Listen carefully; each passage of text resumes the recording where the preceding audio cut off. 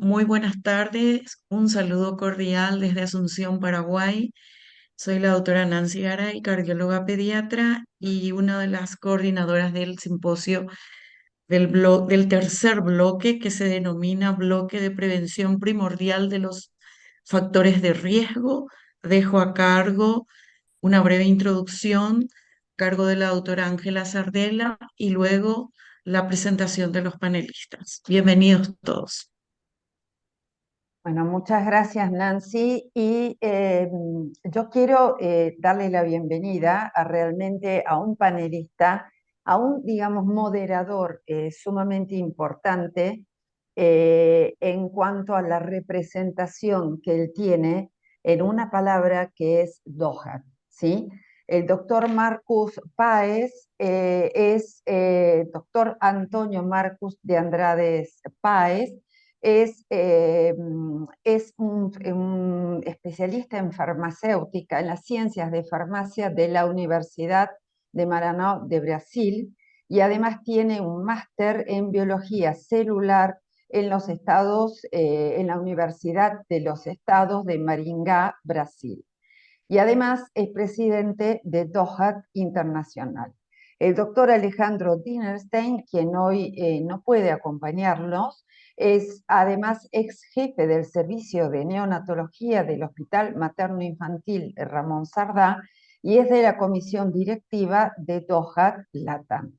Lo presento a Alejandro más que nada por la referencia y por la representatividad que él tiene dentro de la neonatología del país y diría también de Latinoamérica, y la relación con DOHAT. Por lo cual, bueno, Antonio Marcus, te doy nuevamente la bienvenida con una pregunta para que vos después puedas seguir. ¿Qué significa DOHAT? Bueno, buenas tardes a todos. Muchas gracias, Ángela, por la amable presentación. Un gusto estar con todos ustedes en esta tarde. Espero que me oigan bien. Entonces, DOHA es una abreviatura para el término en inglés que es básicamente para hablar del desarrollo temprano de la salud y de la enfermedad. O sea, tratamos en el concepto DOHA de estudiar lo que pasa a lo largo de la vida de uno, o sea, lo que se relaciona con su salud o con los estados de enfermedad que uno puede tener como una consecuencia de insultos o de estreses que ha pasado en distintos periodos de su vida, como por ejemplo la vida intrauterina, los primeros años de vida o mismo en la adolescencia. O sea, sabemos por una cantidad bastante relevante de datos de la literatura científica, tanto en estudios de ciencia básica, cuanto clínica, cuanto epidemiología, que estas condiciones tempranas en la vida de uno pueden determinar su calidad de salud y enfermedad. Entonces, estamos estudiando en eso y por eso me parece que para este bloque especialmente, con mucho gusto, me junto a ustedes como moderador en el rol que estoy como el presidente de la sección latinoamericana de la Sociedad DOHAT Internacional. Entonces, soy presidente de DOHAT LATAM, o la DOHAT, como decimos nosotros. Con gusto presentamos entonces a los panelistas de este bloque para empezar la tarde de hoy. Entonces, si pueden poner la diapositiva, le agradezco para que presente la primera de nuestras invitadas, la doctora María de la Cruz Ruiz, Rajamillo. La doctora María de la Cruz es pediatra egresada del Hospital General León y Facultad de Medicina de León de la Universidad de Guanajuato, es presidente del Colegio de Pediatras del Estado de Guanajuato en el bienio 2023-2024 y también es profesora en el Campo León. Doctora María de la Cruz, por favor, vamos a empezar con su video y al final de este bloque tenemos tiempo para las preguntas que todos quieran hacer. Adelante. Buen día. Hablaremos sobre los factores perinatales de salud cardiovascular. Después de una introducción, hablaremos de disfunción de telómeros, epigenética, estrés oxidativo, para después abordar la programación cardiovascular, renal y metabólica que tienen muchas vías en común, y cerraremos hablando de la influencia de las infecciones. Desde finales de los 80, el doctor Barker propuso su hipótesis de la programación in útero para las enfermedades crónicas. Una década después, Lucas habló de los orígenes evolutivos de la salud y la enfermedad. Y es así como se ha propuesto que muchas situaciones que ocurren en la vida perinatal van a tener repercusiones en la edad adulta y durante la adolescencia. Empezando por la disfunción de los telómeros, podemos decir que se sabe que con cada división celular disminuyen los telómeros y hay un sistema eficiente para proteger a las células durante este proceso, pero cuando esta situación no es suficiente, puede ocurrir apoptosis de las células. Cuando hay estrés materno durante el embarazo, esto se asocia con un acortamiento de los telómeros debido a especies reactivas de oxígeno. Otro mecanismo importante en esta programación es la epigenética, que sabemos que son los cambios heredables que afectan la expresión genética sin alterar la secuencia de nucleótidos del DNA, que eso puede darse por 3 mecanismos. El primero de ellos, la metilación del DNA, que es un silenciamiento de los genes, y se observan alteraciones de este patrón de metilación que pueden inducir a la carcinogénesis, alteraciones en el neurodesarrollo y también compromiso de las funciones inmunes. Otro mecanismo es la acetilación de histonas, que se ve afectado en relación a edad materna cada vez mayor. También la microRNA puede tener expresión alterada en las mamás que sufren preeclampsia, quienes tienen una dieta alta en grasa, quienes tienen obesidad antes del embarazo, quienes cursan con insulinoresistencia, restricción del crecimiento intrauterino o cuando hay pérdidas repetitivas de la gestación. El estrés oxidativo puede ser causado por múltiples patologías como son la hipertensión inducida por el embarazo, la restricción del crecimiento intrauterino, diabetes mellitus gestacional, parto pretérmino, embarazo gemelar, desnutrición materna o sobrenutrición materna, obesidad, ganancia gestacional de peso excesiva, exposición a glucocorticoides, exposición ambiental, a contaminación, a drogas, a tóxicos, el estrés y la inactividad física. Con todos esos factores podemos hablar de la programación cardiovascular.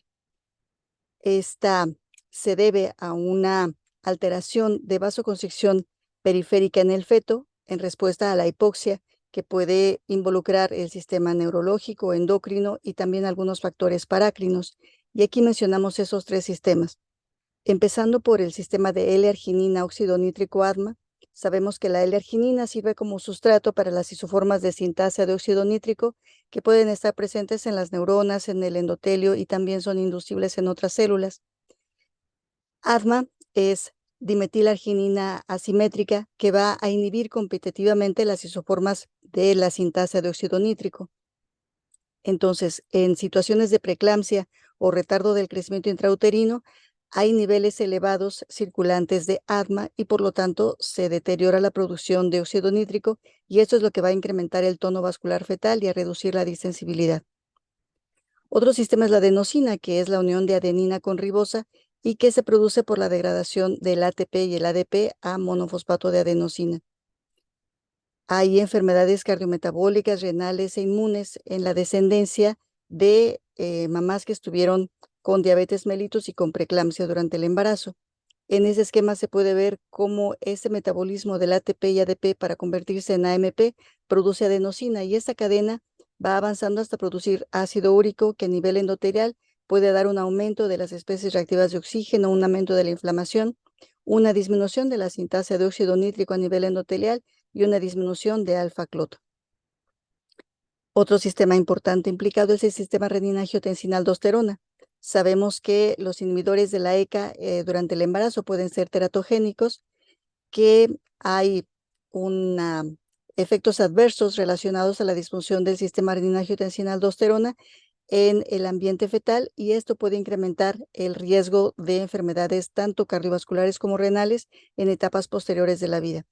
Aquí también este esquema muestra los pasos que sigue la angiotensina a través de la renina para convertirse en angiotensina 1, a través de la enzima convertidora de angiotensina para convertirse en angiotensina 2 y en el receptor 1 de angiotensina va a tener el efecto de aumentar la presión arterial, aumentar las especies reactivas de oxígeno, disminuir el óxido nítrico que es vasodilatador, aumentar la retención de sodio, aumentar la inflamación y aumentar la fibrosis. En la preeclampsia, se sabe que los niños que nacen de embarazos que cursan con esta patología desarrollan presión arterial sistólica elevada y presión de pulso también elevada, incluso hasta la etapa prepuberal, compartiendo tanto factores genéticos maternos como del producto, estilos de vida y factores ambientales. Es como se explica la presión arterial elevada en estos niños, y también se explica que puede ser modificada cuando se hace un tamizaje temprano y se modifica el estilo de vida. Hay mucha conexión de la programación cardiovascular con la programación renal. Sabemos que la nefrogénesis empieza a las 8 semanas y se completa casi al término, a las 34 o 35 semanas. Cada riñón tiene un número variable de nefronas al nacimiento, que puede ir desde 250,000 hasta 1,500,000. Las nefronas crecen en etapas posteriores de la vida solamente en tamaño, no en número. Y hay diferentes situaciones que pueden provocar una disminución en el número de nefronas, como es la restricción del crecimiento fetal, el nacimiento pretérmino, estilo de vida, restricción dietética, exposición a drogas, deficiencia de vitamina A y de hierro en la madre y diabetes gestacional. Cuando en la etapa postnatal temprana se somete a los bebés a cuidados intensivos neonatales, eso también puede comprometer el desarrollo renal, y es un segundo golpe que puede contribuir a la programación de enfermedades renales en la etapa posterior de la vida. Hay un término que se llama cronodisrupción gestacional. En modelos animales se ha visto que cuando se cambian de manera crónica los fotoperiodos durante la gestación, puede provocar que el riñón fetal no tenga el ritmo circadiano normal. Hay alteraciones en las redes de genes que tienen que ver con la reabsorción de sodio dependiente de aldosterona. Hay alteraciones en la programación del desarrollo de la homeostasis de la glucosa y del tejido adiposo, y en todo esto la melatonina es una hormona clave. Volvemos a mencionar al sistema renina-angiotensina-aldosterona, que se asocia con malformaciones congénitas tanto de riñón como de vías urinarias, y que puede también afectarse por la exposición antenatal a glucocorticoides, cuando hay una baja cantidad de proteínas en la dieta en modelos animales, cuando hay nacimiento pretérmino. Todo eso se asocia con disfunción endotelial, con generación de especies reactivas de oxígeno, inflamación, retención de sodio, elevación de la presión arterial y fibrosis tisular. Aquí en esta gráfica se puede observar cómo el número reducido de nefronas aumenta la filtración glomerular en las nefronas individuales, aumenta la presión arterial, aumenta la retención de agua y sodio, y todo esto lleva a una hiperfiltración glomerular, que de inicio es un mecanismo compensatorio, pero que posteriormente va a provocar daño de los podocitos, va a alterar la señalización dentro de la nefrona, y esto va a dar lugar a proteinuria y a esclerosis, que puede ser tanto segmentaria en el glomérulo como incluso total, y por lo tanto pérdida de glomérulos. Hay una teoría que habla de múltiples golpes durante el desarrollo para que ocurra enfermedad renal. El primer golpe sería el medio ambiente intrauterino adverso, como es la prematurez, la restricción del crecimiento o la macrosomía. También factores en el estilo de vida materno, enfermedades crónicas, patologías del embarazo. Un segundo golpe sería lo que ocurre en la etapa postnatal inmediata, en los bebés que tienen que ingresar a cuidados intensivos, cuando hay un desbalance en la nutrición, cuando hay una exposición a drogas nefrotóxicas o cuando hay un proceso de isquemia reperfusión a nivel renal. Y a lo largo de la vida pueden darse más golpes que puedan condicionar falla renal a lo largo de la vida. La programación nutricional y metabólica también está vinculada con lo cardiovascular. Cuando hay una desnutrición o sobrenutrición materna, ocurre síndrome metabólico, diabetes, hipertensión, enfermedades cardiovasculares y obesidad en la descendencia en etapas posteriores de la vida. Las mamás que tienen una ganancia de peso supranormal, que sería más de 16 kilos durante el embarazo o más de 0,42 kilos por semana, también van a provocar una reducción de la vascularidad fetoplacentaria y disfunción endotelial. Hablando de hormonas específicas, la insulina, cuando la descendencia está expuesta a obesidad materna o diabetes durante el embarazo o diabetes antes del embarazo o sobrenutrición materna durante la gestación o durante la lactancia, los bebés van a ser macrosómicos y desarrollan obesidad e intolerancia a la glucosa en etapas posteriores de la vida. La desnutrición materna durante la gestación va a provocar un peso al nacimiento bajo y una poca función de las células beta del páncreas, lo que va a provocar intolerancia a la glucosa, resistencia a la insulina y diabetes mellitus tipo 2 en etapas posteriores de la vida. Otra hormona, la iricina, es una mioquina que es inducida por el ejercicio y proviene del sistema musculoesquelético. Su función es mejorar la sensibilidad a insulina y protege la integridad funcional del endotelio vascular. Y esta hormona está reducida en los neonatos que nacen con restricción del crecimiento y está incrementada en los bebés macrosómicos. La leptina se produce en los adipocitos, es una señal metabólica que proviene del tejido adiposo al cerebro para regular la ingesta de alimentos, el almacenamiento de energía y el gasto de energía. Otra hormona, la adiponectina, se expresa principalmente en el tejido adiposo blanco. Su función es sensibilizar a la insulina, es antiinflamatoria, es antiaterogénica y tiene propiedades antiproliferativas. Está reducida cuando hay trastornos metabólicos como obesidad, síndrome metabólico y diabetes tipo 2. Y además de todos esos factores, recientemente se ha estudiado el efecto de las infecciones perinatales.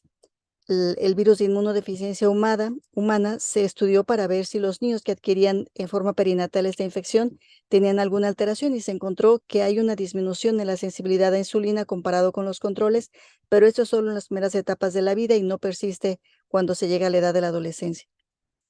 Sobre SARS-CoV-2 todavía hay mucho que estudiar, pero se sabe ya que la infección por COVID-19 induce una metilación del DNA diferencial en las células sanguíneas del cordón umbilical y esto puede contribuir a alteración en el desarrollo hepático, renal y cardíaco y a trastornos inmunológicos en la descendencia de madres que tuvieron esta infección durante el embarazo.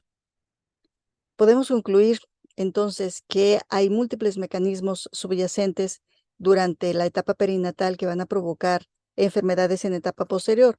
Hay disfunción de telómeros, hay cambios epigenéticos, todo esto se interrelaciona con el estrés oxidativo y la inflamación y da lugar a programación metabólica donde participa el sistema L-arginina oxidonítrico, la adenosina y el sistema renina-angiotensina-aldosterona, altera la programación renal y altera también la programación metabólica. Todo esto es una red de eventos que están interconectados, pero la intervención temprana en etapas prenatales, en etapas postnatales inmediatas, puede ayudar a que estas programaciones se compensen y no ocurran enfermedades crónicas en la descendencia. Muchas gracias por su atención. Seguimos la próxima presentación entonces con el doctor Enrique Abejar Villardón. Doctor Enrique es médico pediatra, miembro de la Sociedad Argentina de Pediatría, de la Sociedad Argentina de Salud Pública y de la Sociedad Latinoamericana de Investigación Pediátrica. Doctor Enrique, muchas gracias por estar con nosotros en esta tarde. Seguimos con su video. Muy buenos días, bienvenidos y bienvenidas a esta ponencia de lactancia y salud cardiovascular del adulto. Para iniciar mi ponencia, quiero hacer una declaración de no conflictos de interés.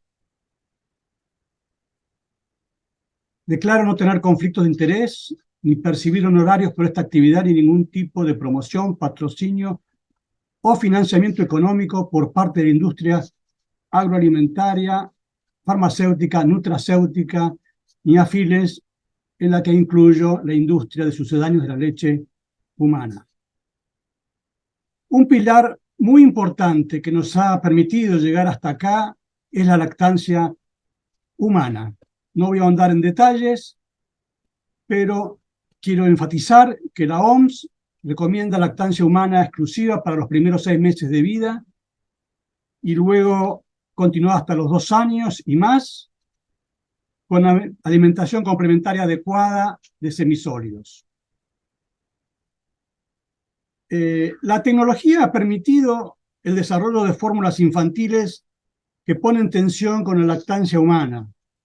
Por ello, en 2016, Lancet lanzó una serie que se llamó de lactancia humana, las series de lactancia humana, que la volvió a repetir este año, en 2023, con otro tema.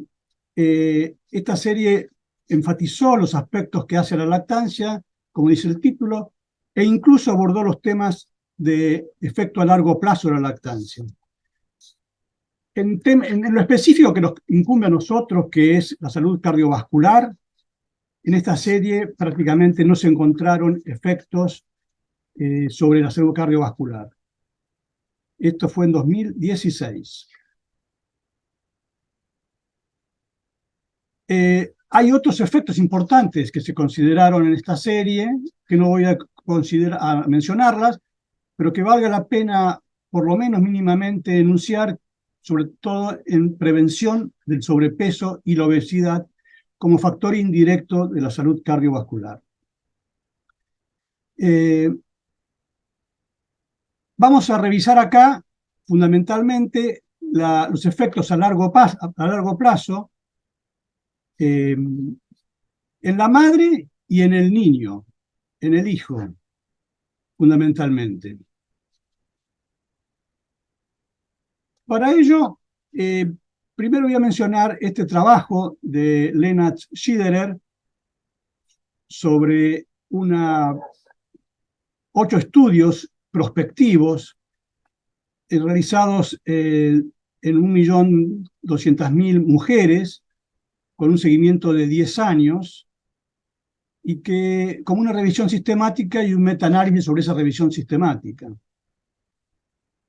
Acá es la síntesis de ese trabajo en términos, cada grupo horizontal es un efecto particular, la enfermedad cardiovascular, la enfermedad coronaria, el stroke y los eventos fatales cardiovasculares. Ustedes fíjense que se encuentran cada uno de estos estudios, de estos 8 estudios, a la izquierda de la línea del 1, significando que tienen efectos positivos a largo plazo, bajando el riesgo de estos eventos, que van desde 11 a 17% de menor riesgo.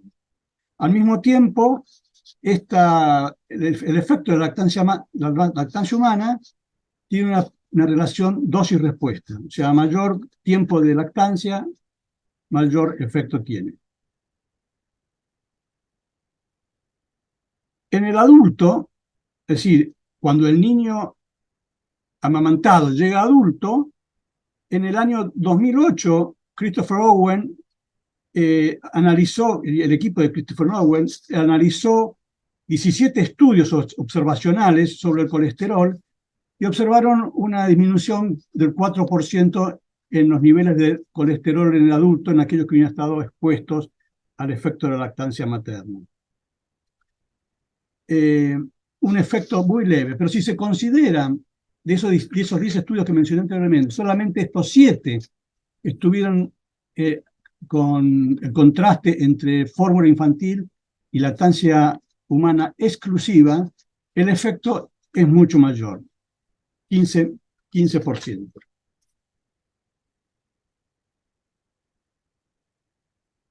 En la salud del prematuro,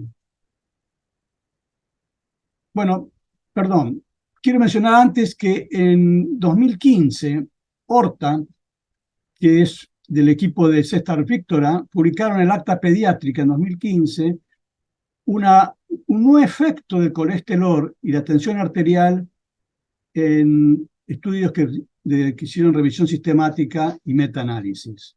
Eso fue la base para que después, en la serie de Lancet de 2016, dijeran que no hay efecto prácticamente. Decía entonces que en los chicos nacidos, en los adultos que han nacido prematuros, la situación es distinta. Acá muestro un trabajo del 2019 de Casey Cramp, donde se muestra que en aquellos que han nacido con diferentes edades gestacionales, a más prematurez, o sea, cuanto más temprano nace el niño en su edad gestacional, el cociente de riesgo en términos de enfermedad cardíaca isquémica es mayor. O sea, el prematuro tiene mayor riesgo de enfermedad cardíaca per se que el niño nacido a término. Y luego, en un trabajo de Lewandowski del año 2016, se observa, acá las cajas tienen 3 colores. Las verdes son adultos que nacieron a término. Las anaranjadas son adultos que nacieron prematuros, pero que estuvieron alimentados exclusivamente con leche humana. Y las celestes son adultos que nacieron prematuros y que estuvieron alimentados con fórmulas para prematuros. Ustedes fíjense cómo para distintas mediciones, las columnas de la izquierda se refieren abajo el volumen cardíaco del ventrículo derecho, arriba el volumen diastólico del ventrículo izquierdo, y a la derecha el volumen ventrículo derecho abajo en términos de la sístole y arriba el ventrículo izquierdo. Y lo que sí ven es que los nacidos prematuros, anaranjados y celestes, están por debajo de las mediciones de los adultos que han nacido a término. Sin embargo, los alimentados con leche humana tienen diferencias significativas a favor de ellos respecto de los alimentados con fórmulas infantiles. Hay un excelente trabajo de revisión del CUFASH, publicado en el Pediatric Research del 2020, donde trata de explicar las circunstancias que hace que el prematuro tenga una situación a largo plazo de déficit en términos de la fisiología y la morfología, como para enfrentar las exigencias del aparato cardiovascular. Que se expresan tanto en menor distensibilidad de las arterias, menor tamaño muscular del ventrículo tanto izquierdo como el derecho, mayor presión arterial y aumento de la incidencia de enfermedades cardíacas en los prematuros. Ahora, y en la parte de abajo, ¿cuáles son las circunstancias que permiten explicar esta situación? En términos generales puede decirse que la leche es muy compleja, la leche humana es muy compleja, es un tejido vivo con múltiples componentes, factores de crecimiento dentro del fluido, otras hormonas, lactoferrinas, células madres, etcétera, etcétera, factores inmunológicos que hacen que la leche humana podría tener un efecto sobre el corazón del niño nacido prematuro cuando es adulto. Es una explicación. Bueno, acá señalo la multiplicidad de factores que influyen en la composición de la leche humana y que permite identificar variaciones tanto del niño en función de la edad gestacional, durante el ciclo del día, en función de las circunstancias de la madre, que hace que la comparabilidad con las fórmulas infantiles, aun cuando son dirigidas a prematuros, es muy distante como para exigir o presentar una verdadera equivalencia. En definitiva, la primera opción, leche humana de la propia madre. Ante esta ausencia, segunda opción, la leche pasteurizada de banco de leche humana. Y en última opción, la leche de fórmula para prematuros. En síntesis, con leche humana todo va mejor. Y en esto, amamantar es tarea de todos. Muchas gracias. Muchas gracias, doctor Enrique Abechá, por su ponencia. Las preguntas al final, como ya he comentado, y entonces para pasar a al próximo video, les presentamos a la doctora Isabela de Carlos Bach. La doctora Isabela Bach es médica pediátrica y cardióloga infantil, doctora en cardiología por la Universidad de São Paulo en Brasil, miembro titular de la Sociedad Brasileña de Pediatría y de Cardiología y miembro fundadora del capítulo de prevención cardiovascular de niños de la SIAC. Doctora Isabela, muchas gracias por estar con nosotros esta tarde y vamos adelante con su video. Hola, en primer lugar me gustaría darle gracias por el gran honor de hablar en este importante evento. Mi nombre es Isabela Bach, soy de Brasil y le pido perdón por mi portuñol. Declaro que en los últimos 4 años no he tenido ningún conflicto de interés potencial. Lo único soporte para nuestras pesquisas fue de la Fundación Brasileña de Pesquisa. Todas las fotos de niños están autorizadas sin derechos de autor. Bueno, lamentablemente, este tema es muy importante para nosotros de Latam y el Caribe, porque el 45% de nuestros niños viven en pobreza, un porcentaje mayor que la población general, lo que equivale a 81 millones de niños y 35 millones de los cuales están en pobreza extrema. Existe una discusión interesante sobre qué es más importante, si el código postal o el código genético en las enfermedades cardiovasculares. Según la Organización Mundial de la Salud, aspectos como la estabilidad económica, la educación, el contexto social y comunitario, el acceso a la atención sanitaria y las estructuras del hogar y del vecindario son determinantes del riesgo a la salud. Hay una expresión, early life adversidades de vida temprana, como maltrato, como acoso, como disfunción de casa, como criminalidad, discriminación, prejuicio, que son los determinantes más importantes del riesgo de estos niños. Y algunos aspectos pueden determinar variabilidad, como el momento, la duración, el tipo el papel del contexto de desarrollo posterior. Bueno, actualmente hay mucha discusión sobre el papel de los aspectos sociales en la programación intrauterina.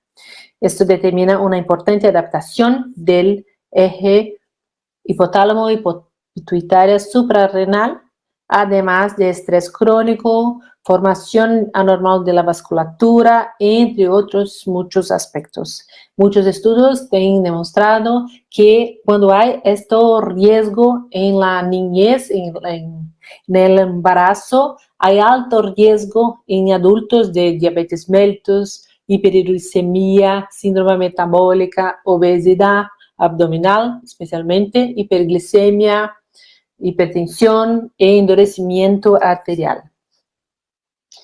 Otro factor de riesgo descrito recientemente como determinante del mismo fenotipo ahorrativo que tenemos en la programación intrauterina ha sido crecer en un ambiente de pobreza, lo que nos interesa mucho a nosotros, latinoamericanos.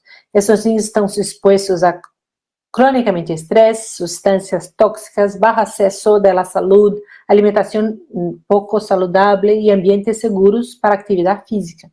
Esto determina una modulación celular que tiene la defensa proinflamatoria, lo que a su vez conduce a una modulación neuroinmunológica de impulsividad, estrés y consecuente mayor estado inflamatorio. Quizás el estudio más importante sobre el tema es el estudio FINS, finlandés, que siguió 2.000 niños durante al menos 20 años, que demuestra un mayor riesgo de obesidad, hipertensión, diabetes y esteatosis hepática, así como mayor diámetro diastólico y masa ventricular izquierda. Otro importante estudio alemán mostró que la mayor frecuencia de conductas de riesgo. El metaanálisis también encontró una asociación con infarto en la vida adulta, accidente cerebral vascular y mortalidad cardiovascular. Lo mismo ocurre con estrés físico y psíquico del hambre crónica en la infancia, que se mantiene fijo a lo largo de la vida adulta.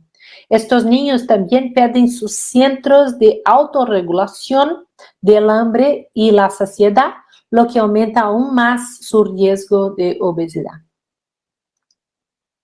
Entre esta nueva evidencia sobre el infantil y riesgo cardiovascular en adultos, quizás la más impresionante sea sobre el papel de la violencia y la negligencia, que aunque no necesariamente crónica, modula todo el sistema neuroinmunoendocrino al mismo estado ajurador y proinflamatorio que describimos en la programación intrauterina. Aumenta el riesgo de obesidad y niveles medios de cortisol, acorta la longitud de los telómeros, aumenta el riesgo de conductas de riesgo, síndrome metabólico y determina un mayor endurecimiento arterial.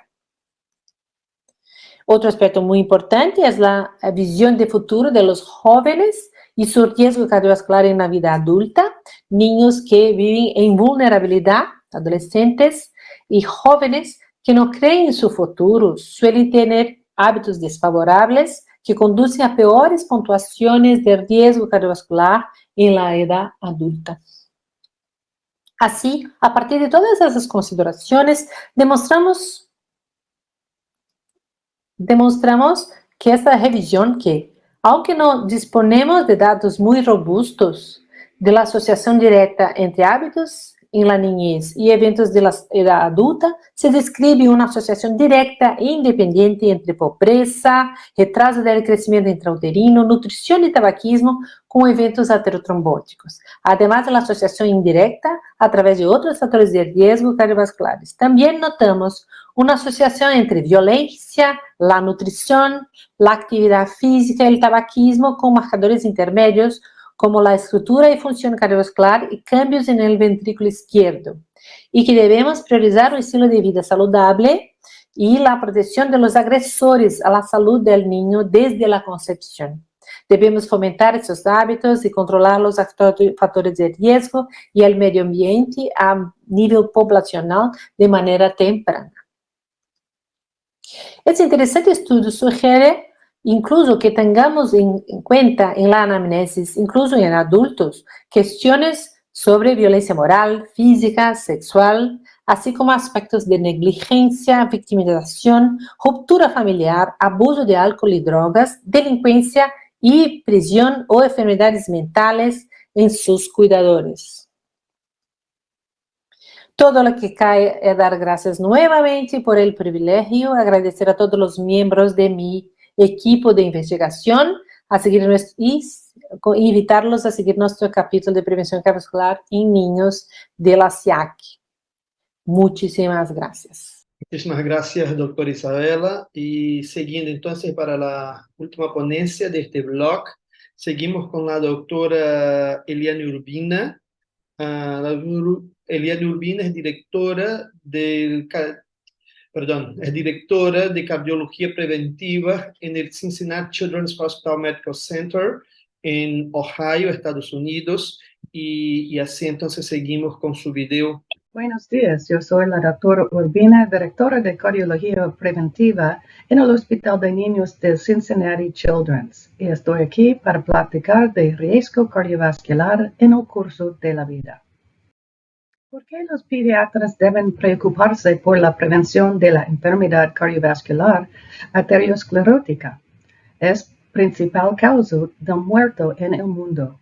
Más de 2,000 americanos mueren de enfermedades cardiovasculares cada día, más que el cáncer, enfermedad del pulmón y diferentes accidentes.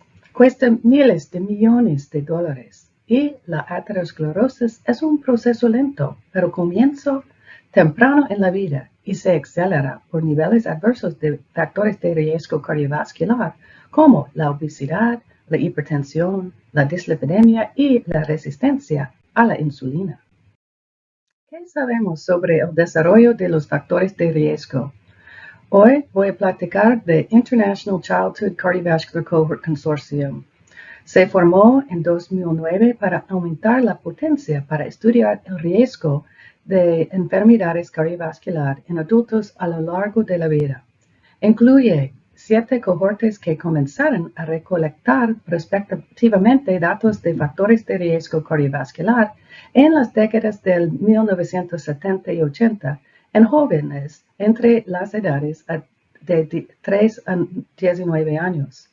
Hemos tenido un seguimiento continuo más de 40 años con miembros de la cohorte que ahora entran en sus 50 y 60 años cuando comienzan a ocurrir eventos cardiovasculares muy importantes. Aquí son datos de predicción de la obesidad en adultos por categoría de peso infantil. El riesgo de obesidad en la edad adulta aumenta con el nivel de adiposidad en la infancia. Si es obeso en la infancia, tiene 63% de riesgo de obesidad de clase 2 o 3 en la edad adulta.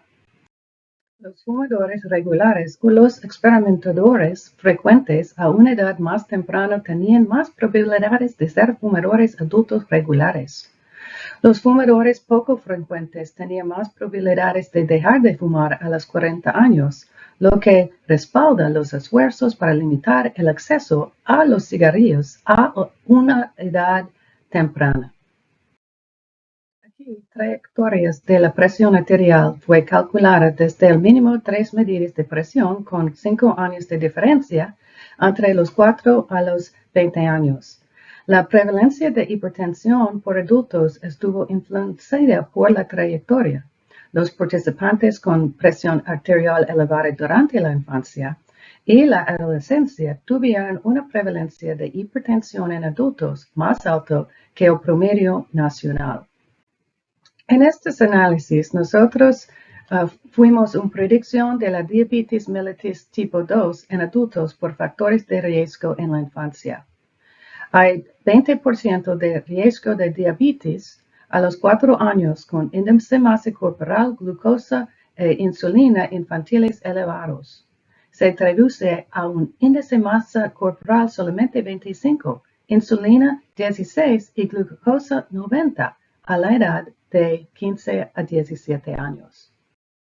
Pero ¿se desarrolla realmente la aterosclerosis relacionada con factores de riesgo en los jóvenes? La respuesta es sí. En 1972, el estudio del corazón Bogalusa en Luisiana empieza a examinar niños cada 3 años para el desarrollo de factores de riesgo cardiovascular. Después, realizaron autopsias en sujetos quienes murieron en accidentes de tránsito. Encontraron que la juventud con mayores números de factores de riesgo cardiovascular tenían más aterosclerosis, mayores estrías grasas y placas fibrosas. Pero preferimos no hacer autopsias a nuestros pacientes, por lo tanto, usamos métodos no invasivos para estudiar el cambio vascular aterosclerótico. Nosotros usamos estructura arterial, espesor de la íntima media carótida, rigidez arterial, velocidad de la onda del pulso y función endotelial, dilatación medida por flujo. En I3C, la presencia de síndrome metabólico se asoció con un riesgo mayor de 2.4 veces mayor del síndrome en adultos. La persistencia del síndrome desde la infancia hasta la edad adulta aumentó el riesgo del grosor elevado de la íntima media carotidia a 9 veces. El síndrome incidente en adultos aumentó el riesgo 6 veces. Afortunadamente, la resolución del síndrome en la edad adulta no confirió un aumento del riesgo. En el estudio Cardiovascular Risk in Young Finns, un parte de I3C, la velocidad de la onda del pulso medida en adultos fue aumentado con mayor número de factores del riesgo cardiovascular en la infancia, incluso después de ajustar los factores de riesgo en adultos. También Young Finns demostró que en los varones una presión arterial sistólica más alta en adolescencia asoció con una dilatación medida por un flujo en adulthood más bajo. Esto significa que tiene peor función endotelial. Pero no es necesario esperar hasta la edad adulta. Factores de riesgo cardiovascular causan un endurecimiento prematuro de las arterias en la juventud. Estos son estudios que nosotros hicimos en Cincinnati y demostraron que una mayor rigidez arterial y un aumento del grosor de la íntima media carotidia se encuentra en los jóvenes obesos, con un aumento adicional en los jóvenes con resistencia a la insulina, obesidad severa o diabetes mellitus tipo 2 o hipertensión. También demostramos que arterias más rígidas causan un corazón más grueso. En estos análisis nosotros hicimos medidas de rigidez arterial central y periférico combinadas en un índice de rigidez global, y esto fue relacionado de forma independiente con el índice de masa ventricular izquierda, incluso después de ajustar los factores de riesgo cardiovascular. Esta disfunción vascular relacionada con los factores de riesgo cardiovascular es un mecanismo para el desarrollo de hipertrofia del ventrículo izquierda, un factor de riesgo para el infarto de miocardio. Pero hay pruebas de que los factores de riesgo de la infancia predicen el ataque cardíaco y el accidente cerebrovascular en adultos.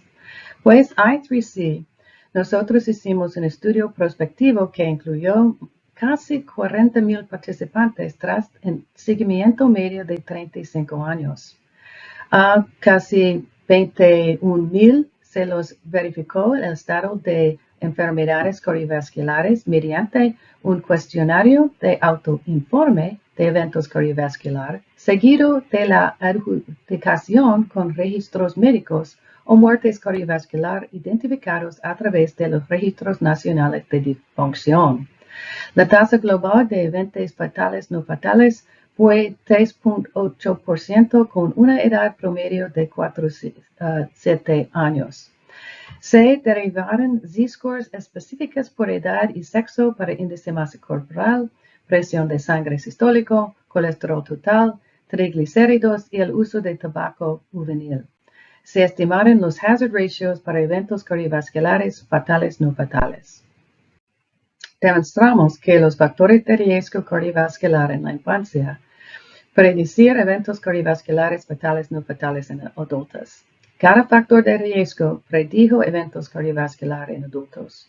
Por cada aumento de la desviación estándar en la puntuación combinada de riesgo cardiovascular, el riesgo de enfermedades cardiovasculares en adultos aumenta 2.75 veces, incluso después de ajustar los datos demográficos, el año de verificación, la cohorte y otros factores de riesgo cardiovascular.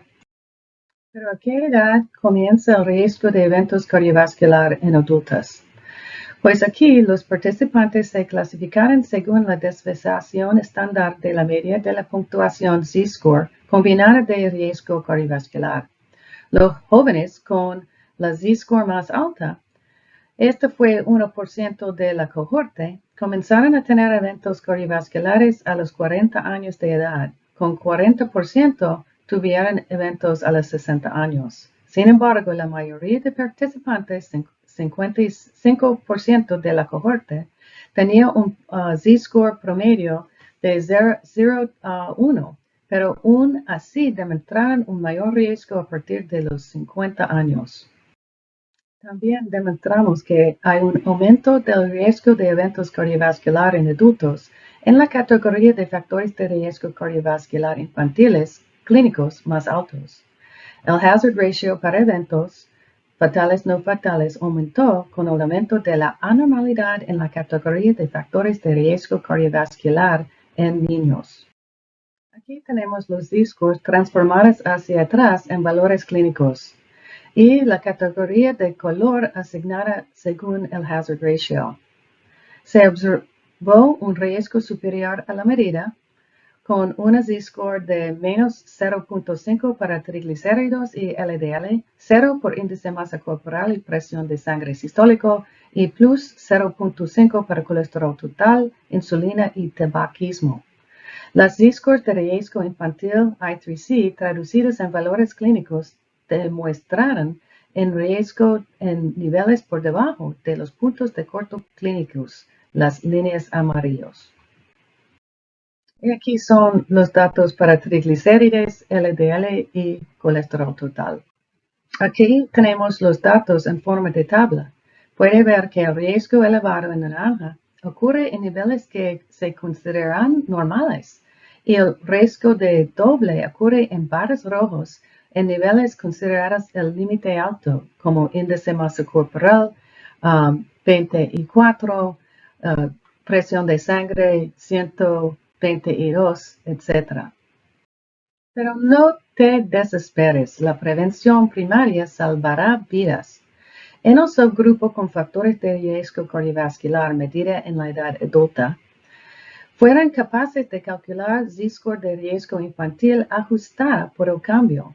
Este Z-score tiene un hazard ratio más alto que el Z-score de riesgo infantil sola. Esto sugiere que el riesgo puede atenuarse con la mejora de la salud cardiovascular ideal. Entonces necesitamos prevención primordial en la juventud, que es prevención de la adquisición de factores de riesgo cardiovascular, especialmente obesidad. El Special Turku Coronary Risk Factor Intervention Project inició la reducción de grasas saturadas en la infancia. Resultó en una menor prevalencia de factores de riesgo cardiovascular en el grupo de intervención a los 50 a 20 años de edad. Los jóvenes con un mayor número de métricas de salud cardiovascular ideal tenían un menor grosor de la íntima media aórtica y rigidez arterial. Necesitamos practicar prevención primaria, que es el tratamiento de los factores de riesgo cardiovascular una vez identificados. Aquí, los niños que bajaron al menos de 0.5 índice de masa corporal durante un año mejoraron los factores de riesgo cardiovascular y la reducción del grosor de la íntima del carótida se correlacionó con una magnitud de la reducción del índice de masa corporal. Finalmente, necesitamos practicar la prevención secundaria, que es terapia médica agresiva para los jóvenes de alto riesgo. Aquí, los niños con hipertensión tratados con inhibidores de la enzima convertidora de angiotensina tenían una regresión de la masa ventricular izquierda. Y los estudios en adultos muestran que la regresión de la masa del ventrículo izquierda conduce a una reducción de la enfermedad cardiovascular. Y prevención secundaria temprana reduce los eventos cardiovasculares en la edad adulta. La incidencia acumulada de eventos cardiovasculares y muertos a los 3 y 9 años de edad fue solo del 1% entre los pacientes con hipercolesterolemia familiar que comenzaron a tomar estatinas en la adolescencia, en comparación con el 26% en sus padres afectados que comenzaron el tratamiento más tarde. En resumen, necesitamos tratar temprano los factores de riesgo en la juventud para prevenir aterosclerosis subclínica, para evitar las complicaciones de ataque de corazón y derrame cerebral. Gracias por su atención. Seguimos entonces con las preguntas. ¿Alguien entre vosotros tiene alguna pregunta para empezarnos? Tengo una pregunta para el doctor Enrique. Bueno, por favor. Sí, la pregunta sería, ¿cuál es el tiempo mínimo recomendado de lactancia materna exclusiva para obtener esos beneficios, o recomendados, mejor dicho, para obtener esos beneficios cardiovasculares a los que se refirió en su presentación? Bueno, gracias por la pregunta. La OMS, y en esto adhieren prácticamente todas las sociedades científicas, obvio que las del continente de las Américas, es por lo menos 6 meses de lactancia humana exclusiva y después continuada hasta los 2 años y más. Los estudios que yo mencioné como lactancia humana exclusiva se refieren precisamente a ese criterio. O sea que un mínimo de 6 meses como lactancia materna exclusiva. Gracias. Y hay una relación dosis-respuesta, ese es otro aspecto. Cuanto más tiempo lactancia, mayor es la respuesta. Muy bien, muy bien. Bien, seguimos entonces. Yo tengo una pregunta a la doctora Isabela Bach. La doctora Isabela está con nosotros, ¿sí? Bien, doctora Isabela, una pregunta inicialmente muy interesante y muchas gracias por su ponencia. Una cosa que me preocupa es que es así. Vivimos hoy tiempos de guerra, o sea, guerras declaradas y guerras no declaradas en países como Brasil, pero otros países en Latinoamérica igual, por el tráfico y otras cuestiones.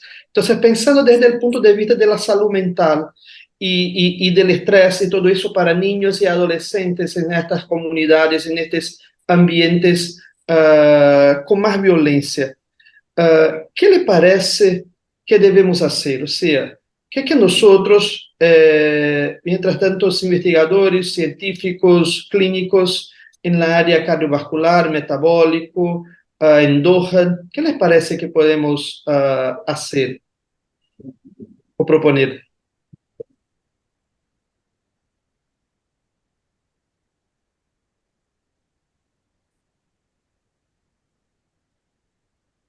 Perdón, Doctor, muchas gracias por su pregunta. Y bueno, para mí siempre fue la prevención cardiovascular en niños, siempre fue un acto político, mucho más que se puede decir no solamente pesquisa y ciencia, porque bueno, no hay como no pensar como eso, como políticas públicas de todo. Bueno, el problema de la violencia en Latam Caribe e incluso en Estados Unidos es muy importante. Vemos que entre las 50 ciudades más violentas de todo el mundo, solamente 4 no son en América, en Latam, Caribe y Estados Unidos. Entonces, ¿qué se puede hacer? Tenemos que hacer, ¿qué podemos hacer nosotros como médicos? Mi idea es, bueno, hacer un trabajo político muy fuerte que hay que tener, mostrar estos datos en todos los momentos que se puede y, bueno, trabajar cómo puede hacer la compensación, la moderación del medio, si se puede sacar a estos niños de estos ambientes vulnerables. ¿Qué pasa? Que nosotros tenemos entonces ahora en Latinoamérica y no me parece, infelizmente, que vamos a tener un cambio muy grande, pero tenemos como una tragedia anunciada de Latinoamérica porque, y de todo el mundo ahora estamos en evolución, todo el mundo. Pero la niñez, ¿qué pasa? Que es más importante, la violencia tiene un efecto crónico con pocos momentos. No hay necesidad de toda la infancia expuesto a la violencia. Fatos muy fuertes como tragedias climáticas, como una violencia en su familia, ya es suficiente para haber un cambio muy importante en el eje hormonal y esta adaptación adaptativa que tiene ese prejuicio por la niñez por toda la vida. Entonces, ¿qué pasa? Tenemos que hacer un trabajo de sociedad y no solamente mejoramientos de la sociedad, no solamente de la salud de las personas. Sí, sí. Muchas gracias, doctora Isabela. Ángela, Nancy, no sé si tienen alguna pregunta. Sí. Si puedes decir, Sí, una pregunta que, bueno, en realidad va dirigida un poco tanto a la doctora Elaine Urbina como también a la doctora Maricruz. Una vez que falla la prevención primordial, ¿qué debemos hacer para empezar a actuar en la prevención primaria? O sea, ¿cuáles son los estudios para la detección subclínica de la enfermedad cardiovascular una vez que aparecieron ya los factores de riesgo y evitar la progresión? Pues un problema con las investigaciones de aterosclerosis subclínica en pediatría es que nosotros no sabemos los niveles de normal del onda del pulso o de la carótida. Entonces yo creo que en este momento lo mejor es necesitamos medir todos los riesgos cardiovasculares y necesitamos dar el tratamiento temprano. Porque en los Estados Unidos nosotros recomendamos un chequeo de colesterol a los 10 años y los doctores de pediatría no están haciendo. Y esta es un chance para prevención que necesitamos grabar. Perfecto. Y a la doctora Cruz, ¿qué pasa? O sea, ¿cómo se puede implementar a nivel de políticas públicas y a nivel también de salud pública la prevención primordial para evitar la enfermedad cardiovascular ya desde antes de la gestación. Sí, muchas gracias. Como mencioné en la conferencia, hay muchos factores prenatales, incluso concepcionales, que podemos modificar.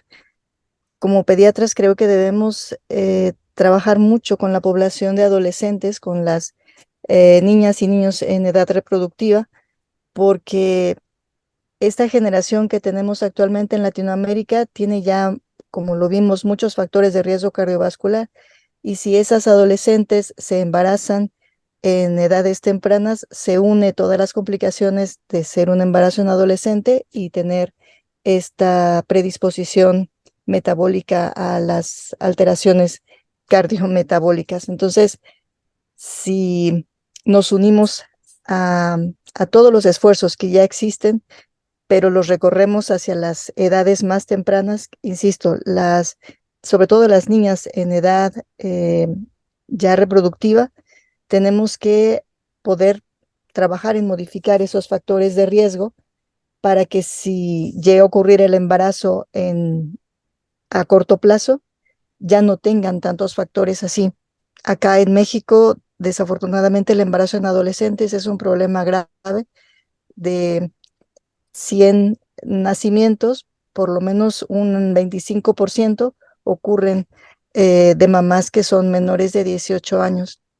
Entonces, en esa población, la preeclampsia ocurre también con mayor frecuencia. Ya se mencionó en varias de las pláticas el efecto que esto tiene.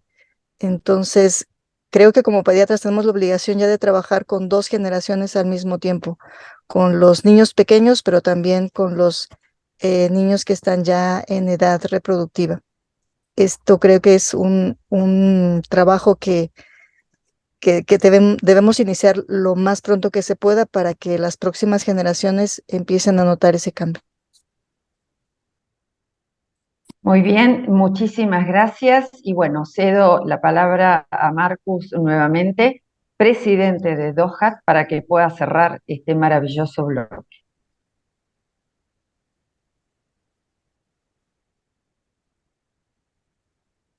Marcus, está sin audio. Perdón. Entonces, gracias una vez más a todos de la CIAC por la invitación para nosotros de la DOHAT, de DOHAT Latinoamérica, a participar con ustedes en esta sesión. Es importante mencionar que para el año 2025 nosotros vamos a tener el Congreso Mundial de DOHAT en Buenos Aires, para lo que ya dejamos la invitación para que todos se junten a nosotros en Buenos Aires en septiembre de 2025 para el Mundial de DOHAT. Y muchas gracias a todos los ponentes en este bloque. A continuación, les invitamos a todos para seguir con nosotros en el próximo bloque, que es del bloque de hipertensión arterial desde el neonato hasta el adulto. Entonces, una buena tarde a todos. Muchas gracias una vez más.